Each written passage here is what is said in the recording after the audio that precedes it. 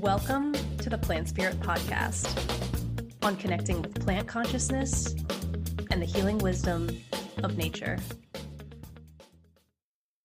This podcast is brought to you by the plants and my deep collaborative work with them as a plant spirit wisdom teacher, flower essence practitioner, financial coach, and co-creator of Plant Spirit Designs. To learn how to communicate directly with plant consciousness, you can check out the free workshop at www.learnplantlanguage.com.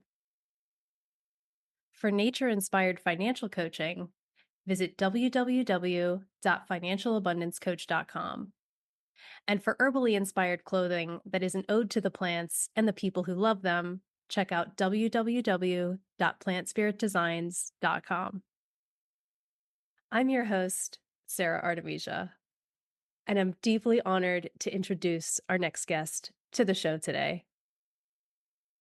Justine Aldersey-Williams is a regenerative clothing activist, founder of the Northern England Fibreshed, and a botanical textile dyer and educator at the Wild Dyery. She recently made fashion history by producing the UK's first pair of homegrown jeans, and in the process captured the imaginations of industry, media, and consumers alike with her mythic field-to-fashion initiation story. Justine's pioneering work intersects creativity, deep ecology, and spirituality, and her practice involves connecting to traditional wisdom and natural lore through the matrilineal textile crafts that transform seeds into cloth. So, Justine, thank you so much for being here today. Thanks for inviting me.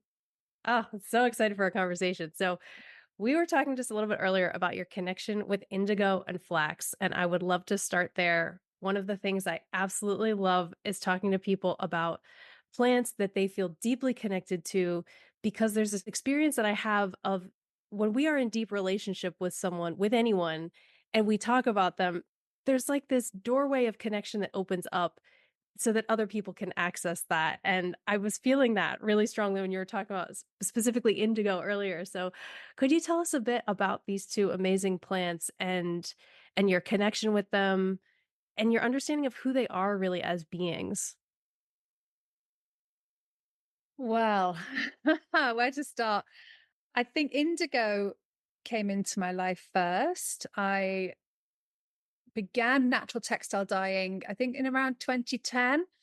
My background was in fashion textiles a long time ago. I boycotted the fashion industry and took a meandering path through yoga teaching and then back to natural textile dyeing. And indigo was one of the first dyes that I worked with, or pigments that I worked with. And it's not like your regular dye that, I don't know if you've ever done any dyeing, like my mum and I, when I was a kid, used to get old clothes and get a Dylon dye and fling it in a pan, and we'd constantly change the color of our clothing. That was all synthetic dye. So indigo is a botanical plant dye. It's not like other dyes because it's not soluble. There's a whole process you have to go through that feels quite initiatory just to manage to get color on cloth. So you have to create a reduction vat. When you say dip your cloth into this vat, it comes out like this bright yellow green color. And the second it touches the air, it transforms to blue. So even that is kind of a moment of awe and wonder when you're like, wow, look what's happening. It's like it's reacting with the air. It's transforming into this beautiful blue color. So the practice and the process involved in indigo, even just the dyeing, let alone the whole extraction and growing of it, is fascinating and enchanting. And, this color blue has enchanted humanity since the beginning of time. It's the color of infinite sky. It's the color of deep, deep ocean.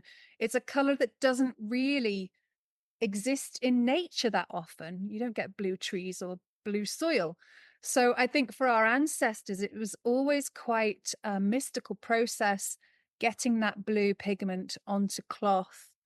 And indigo really is revered in many cultures around the world as the color of God or color of whatever you think of as sacred and divine.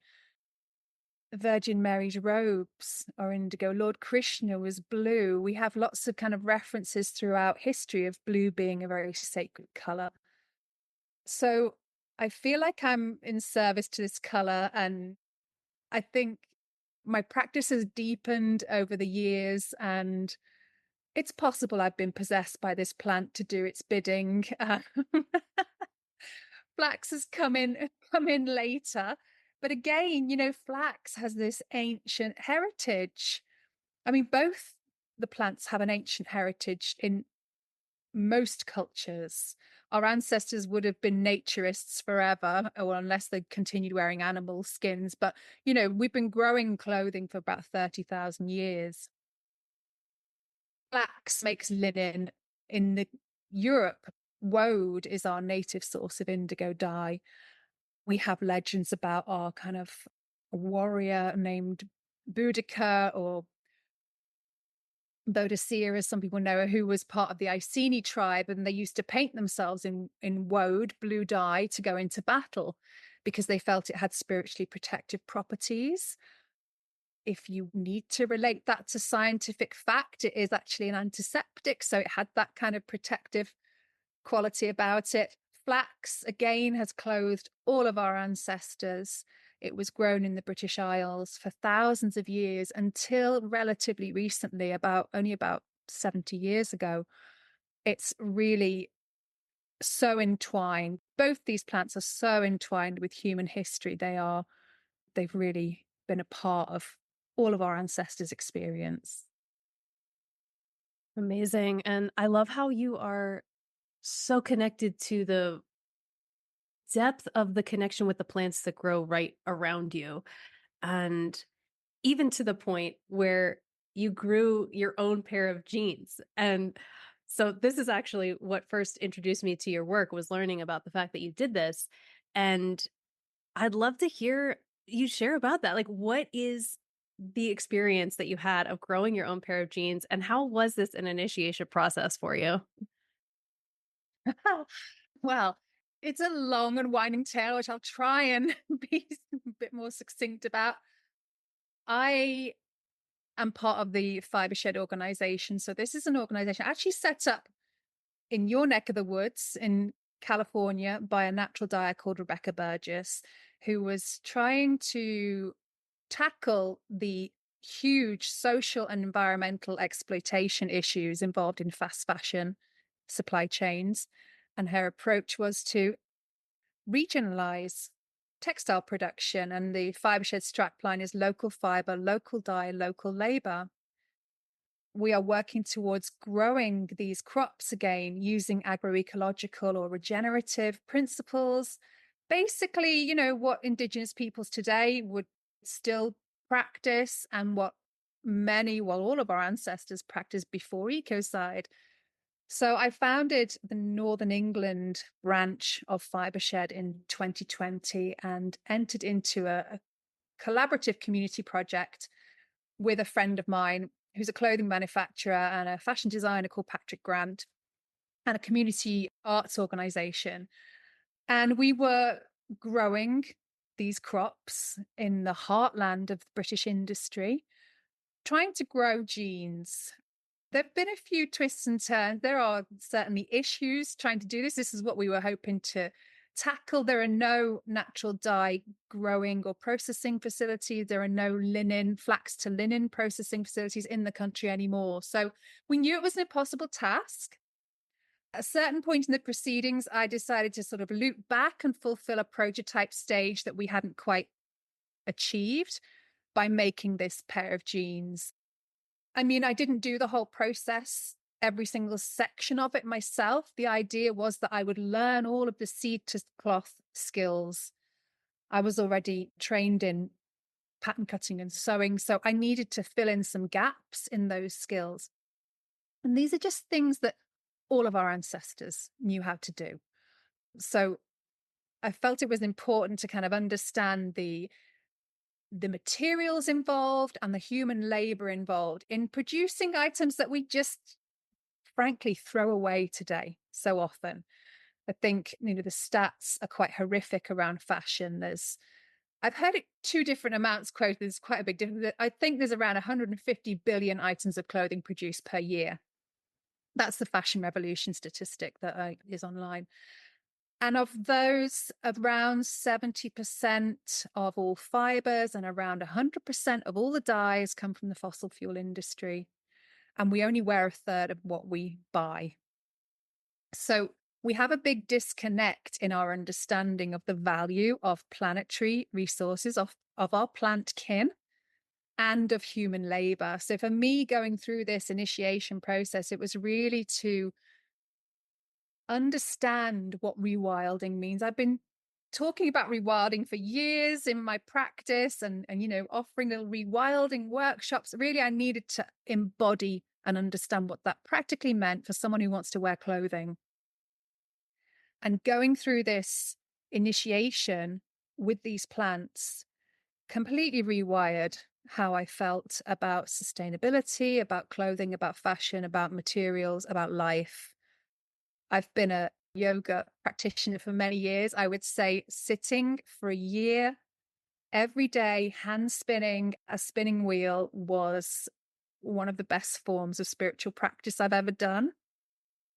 It invokes ancestral muscle memory. It communicates to you from a time before ecocide.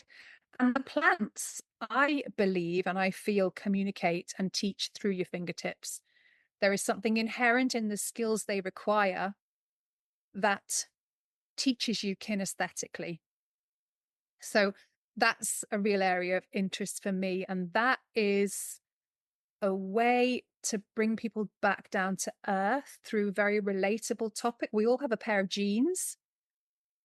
Most people wouldn't really consider where they'd come from. And this project was inspired by a project Rebecca Burgess had done in California called Grow Your Jeans. And so we decided to kind of bring that to the British Isles using our native textile crops. It was cotton in California. It's flax and linen. Flax becomes linen that we used over here. And our form of indigo. I mean, indigo has this entwined history with colonialism and the enslavement of people. In Europe, we had our form of indigo, which was woad. When Vasco da Gama opened the trade route around the Cape of Good Hope, around South Africa in 1498, suddenly Europeans found that in Asia, they had indigo that was 4 times the strength of woad. And that's when you have Europeans thinking, right, well, we're going to enslave people. We're going to exploit that plant and we're going to have that stronger pigment and we're going to make a load of money. So it's very much entwined with the colonial story, and to kind of bring the project like this to this area of industrialization in the UK was quite profound, really. It was kind of bringing our humble blue back to these islands.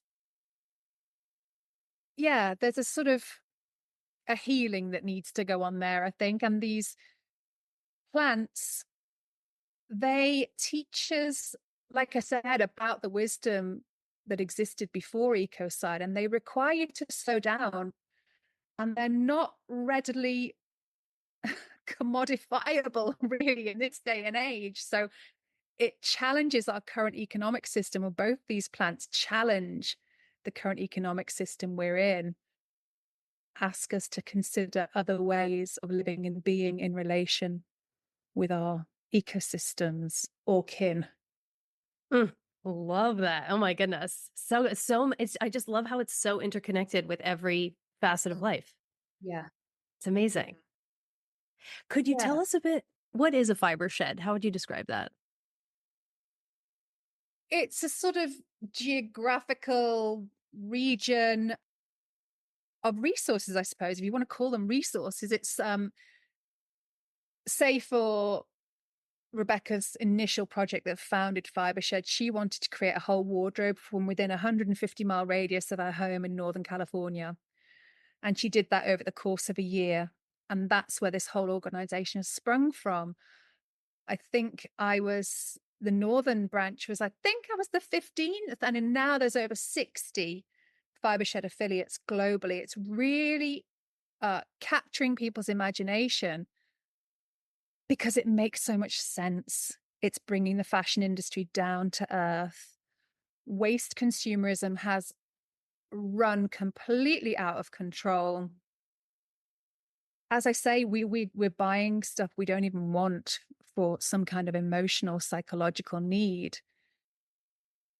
Because I think we've been de-skilled. Skills give you the self-esteem that money can't buy. So there's something really wise about the practice of working with these plants in that they require you to reclaim the skills of survivalism that empower your confidence and your self-esteem so that you then don't need to get that from buying crap you don't need and wasting planetary resources. So yeah, there's a deep wisdom, which I'm really only just getting to know. I'm probably 10 years into my practice with indigo, and I'm very much a beginner. I'm a perpetual beginner with this deity. That's how I think of it. It is some deep wisdom going on around, well, both these plants, but in particular indigo. Yeah, how would you articulate the energy of that of the deity of indigo? It's so interesting to me how the plants eat when we really tune in with them on this deep level, how they have this different sort of intonations of archetypal healing energy. Oh, I would just say like awe, wonder, mystery. It's interesting in the very intellectual research I had to do as part of this project that scientists admit they don't fully understand how indigo works. And I love that about indigo. I really like that there is still some mystery remaining there. I think mystery is a very useful thing for humans to humble themselves before. Yeah, I mean, indigo, just the whole process of it is magical. So when you extract the pigment out of the leaves, obviously you're getting blue dye from a green leaf. That's like interesting. You'd normally put, maybe you'd put something red in the pot and expect to get red. Indigo is just confounds that. So you soak your leaves and you smell the vat that you've soaked them in, or the pot you've soaked them in every single day. And you check for the color that's emerging. And after maybe 2, 3 days, depending on your climate, something called mermaid water appears. And it's unlike anything I'd ever seen before. It's almost iridescent, sort of turquoise. I think some people, I've never seen antifreeze, but people say it looks like antifreeze, but it just looks otherworldly. And then you would add a little bit of alkali, a little bit of lime to that solution. So you've got to know when the right moment is. You've got to be sniffing it. You've got to get that language, that communication with the plant. And then at the right moment, you'd add your alkali and pour it from jar to jar, and you watch it transform into blue pigment. And so it's just a magical process. And I guess historically, because of the kind of transformation that takes place during indigo dyeing, it was held with this kind of esteem of reverence. It would be the very select few people who were initiated into those arts and crafts. And in Japan, they before they would dye with indigo, they create a little paper god, an indigo dye god, and they pray to the vat. And I always pray to the indigo dye goddess because she can be temperamental. She can go out of balance. If you put air into that vat, you're going to oxygenate and the pigment is going to drop to the bottom. So there's a respect and a reverence required for working with it. Flax and transforming flax into linen, again, hours of skill. We're talking like to become a linen spinner, it's even more difficult than spinning wool. And it takes dedication. I did feel a little bit, I was having Karate Kid, the wax on, wax off moments during my practice of learning to spin with linen, because you have to spin to a very particular width of thread if you're going to have any chance of weaving with it. And when it came to the actual weaving of the genes, that there were untold issues or just, many, many factors. It highlights the fact that our ancestors had so much skill and the quality of their work was incredible. And what has happened through the process of colonialization and the kind of enslavement of people and the offshoring of our skill is our educational curriculums in the West have often been funneled so that people are pushed into careers that just perpetuate the current economic system. Creative topics are dropped. You don't get to learn certain things anymore. My passion is really bringing these textile skills in particular back into the curriculum for their holistic value. Not only will we one day have people wanting to work in that industry in this country again, which is a very practical solution for these issues of lengthy supply chains, but you have people developing self-esteem from having had that disciplined practice that these crafts require. It's not something you can learn from an Instagram post. It's not something you can fake. It's not going to work if you don't put the time and the hours and the relationship in with these plants, as particularly if you're growing them. I recently gave up we have allotments. I don't know if you've heard of allotments over there. We have allotments in the UK, little patches of land, community land. And I had a greenhouse full of Japanese indigo. And I swear it would sing to me. You just walk in the greenhouse, I'd have tomatoes one side and pick a lovely, warm, ripe tomato off the vine, which was just such another pleasure, which I hadn't previously experienced. But the indigo was singing. It's the most joyful, just abundant plant. You can cut indigo, strip the leaves, dye with it, put the stem in water. It sprung new roots within about a day. You put it back in the soil, off it goes again, booming, just loving life, just energy of, vibrancy. And just really thriving life. It's beautiful, beautiful plant that I love. Oh my goodness, amazing. And so much in what you just shared there. So incredible to hear about the energy of the vibrancy of indigo. That is not a plant I have previously connected with. I'm super excited to go introduce myself, deepen, learn from indigo. Difficult to sort of talk about some of the elements of this topic. You have all the joyful aspects of it, but at the same time, I don't know if you're wearing jeans. Are you? No, okay. No, I'm not.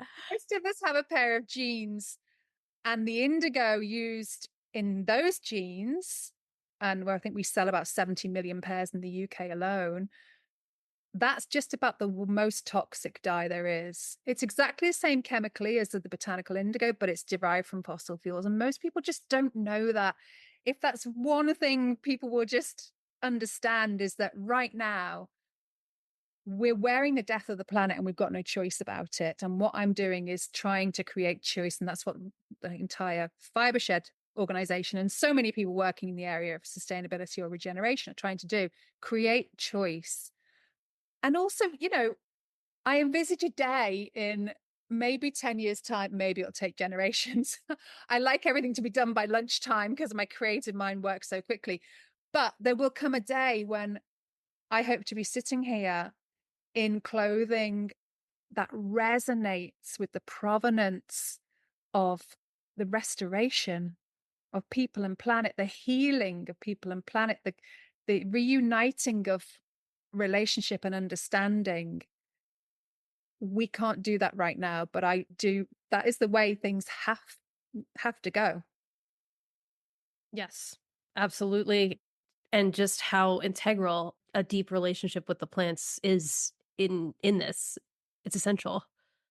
Yeah. And it's interesting in that, I was volunteering for the Tree Sisters organization, which is kind of global reforesting program. Claire Dubois was a big inspiration to me. And I think, she just said, the earth gives everything for free. And I do feel, obviously there's been a lot of historical trauma created by the commodification of what I consider a sacred plant, indigo. And yet there is this conflict now in that if you want to bring that back into this transitory period where we're still functioning in this capitalist extractive economy, there is an element of commodification. And that's the perhaps conflict here, or perhaps it isn't a conflict. Perhaps Indigo knows best. I'm pretty sure Indigo knows best. I'm super curious what Indigo would have to offer about different models of economy, and which you're clearly you're living that. You are living that. It's just amazing. Interested. I am so interested in that because I recognize how this work gets sabotaged by the economic system it is emerging from and transitioning away from. And yeah, you know what? I just need to keep returning to faith in the wisdom of those plants and tune into the truth of that as much as I possibly can, because there is a lot of noise. We're all being brainwashed. I am about being usefully brainwashed by sources of intelligence who are perhaps more connected to the web of life than the human species have been for quite a few generations. I think plants bring that. And the work I'm doing now is a spin-off from the projects that I was involved in and the genes that I helped produce, is that I've set up a course called Growing Slow Textiles, which offers this initiation to other people and takes them from seed to cloth over the course of 9 months. And I'm collaborating with other brilliant people who are doing this work, indigo authors. And yeah, I'm collaborating with some brilliant people to offer this. But yeah, people on the Growing Slow Textiles course are moved to tears. They create maybe a little postage stamp size of cloth, but they have gone through every stage. They've journeyed physically, spiritually, emotionally with those plants. And what a transformation those seeds undertake in co-creation with humans. We do beautiful things together. It's really quite profound. So my focus is really in offering those kind of educational experiences that can join up the dots between the jeans you might be wearing and the service you can offer to regenerating the planet. Amazing. So how can people find out about your courses? Tell us more. How can people find you, find out about your work? I'm going to get something on my website, which is naturalfabricdyeing.com, and it's DYE for dye, as in dyeing clothes. I'm also on Instagram. I'm mainly on Instagram. That's where I communicate the most. And it's at the Wild Diary. Again, DYERY. Yeah. Wonderful. And so can people find out about your course there as well? Yeah. I run 3 core curriculum trainings in natural fabric dyeing, but also the Growing Slow Textiles initiation in collaboration with other people. And it started last month, but it's not too late to join that. Everything's recorded and you can catch up, and we haven't started planting yet. So if you're in Northern Hemisphere growing zone and you want to grow your own little patch of indigo linen, mend your jeans with it, become a fashion rebel, produce this little act of rebellion, this little mending patch, then yeah, you can look up the website and join us. It's just a beautiful community. Oh, wonderful. Well, Justine, thank you so much. Thank you so much for honoring the call fully and for joining us today. Just so incredible to hear your journey a bit. I know this is even just the tip of the iceberg, but for just sharing a bit about your experience and your deep relationship and connection with these incredible plant beings. So thank you. It's nice to it's kind of a bit of a full circle moment in that you interviewed my friend Pip Waller, who's a plant spirit medicine practitioner. And actually the project, I feel, was catalyzed by a journey we did together. We did a little workshop with Woad, which is British indigo, way back years ago. And I went on this kind of journey with this plant, and somehow it has catalyzed this whole process. And I've done other plant spirit medicine sessions with Pip and Lucy, and great, just really deepening that connection to so many other wonderful plants. So yeah, it's nice that you've interviewed those as well. Oh, thank you. Yeah, I love Pip and Lucy. Well, thank you again so much. Thank you. And thanks so much for listening and joining us today on the Plant Spirit Podcast. I hope you enjoyed it, and please follow to subscribe, leave a review, and look forward to seeing you on the next episode.